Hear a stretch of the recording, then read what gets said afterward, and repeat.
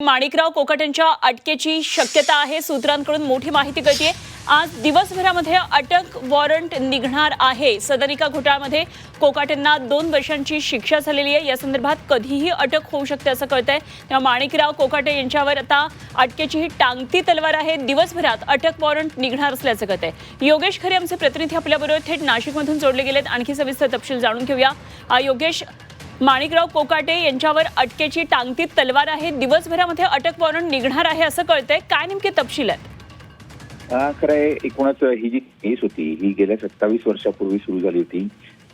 माजी आमदार तुकाराम दिघोळे यांनी याबाबत तक्रार केली होती की पात्रता नसताना किंवा मालमत्ता जास्त असताना गरिबांच्या कोट्यामध्ये दाखवून 10% ही सदनिका विकत घेत सदनिका म्हाडाकडून घेतलेली आहे आणि ती सरकारला फसवलेलं आहे। त्यामुळे एकूणच या प्रकारचा निकाल लागल्यानंतर आता सत्र न्यायालयामध्ये 2 वर्षांचा कारावास हा माणिकराव कोकाटे आणि त्यांचे बंधू विजय कोकाटे यांना कायम झालेला आहे आणि त्यामुळे आता त्यांच्या अटकेची कारवाई जी आहे ती सुरू होऊ शकते। काल हा निकाल आलेला आहे आणि त्यामुळे आज याबाबतचं अटक वॉरंट जारी केलं जाऊ शकतं।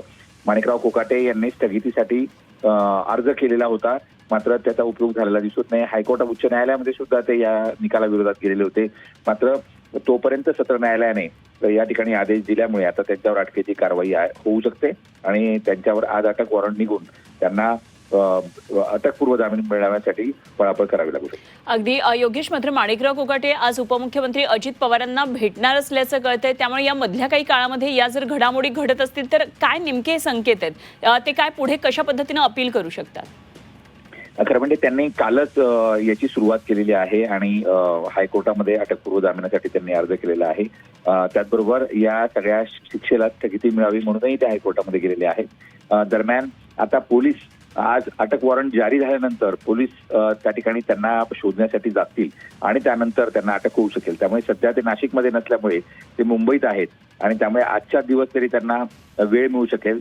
दरम्यान ते अजित पवारांना भेटू शकतात, एकूणच झालेल्या घटनेविषयी चर्चा करू शकतात। दरम्यान विरोधकांनी आता त्यांच्या राजीनाम्याची मागणी करायला सुरुवात केलेली आहे, त्यामुळे त्या दृष्टिकोनातून त्यांची पवारांची भेट होईल असं बोललं जात आहे। ठीक, धन्यवाद योगेश, दिलेल्या सगळ्या सविस्तर माहितीसाठी। वेळोवेळी आणखी ताजी माहिती आपल्याकडून जाणून घेत राहू। तुर्तास धन्यवाद। योगेश खरे आमचे प्रतिनिधी नाशिकमधून आपल्या बरोबर होते।